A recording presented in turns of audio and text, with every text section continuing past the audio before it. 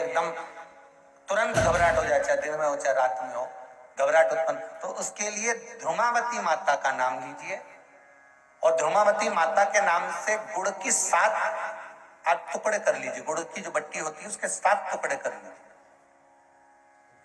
और ध्रुमावती माता के नाम से जहां पर गौरी और शंकर दोनों विराजमान हो, गौरी और शंकर का मंदिर यदि आप दर्शन करेंगे तो शंकर भगवान का जहां शिवलिंग हो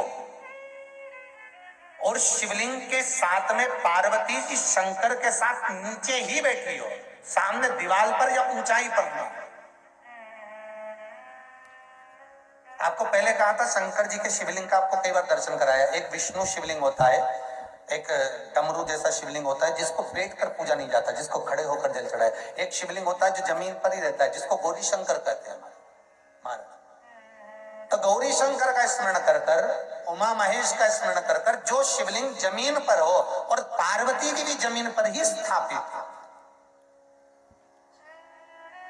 गौरी शंकर का स्मरण कर कर शुक्रवार के दिन शंकर भगवान पर प्रदोष काल में समय के शाम के समय पर सूर्य अस्त के कुछ ही क्षण में वो गुड़ की डिलियां आप शंकर भगवान को चढ़ा दीजिए और गौरी माता का स्मरण कर कर उसको उठाकर ले आइए।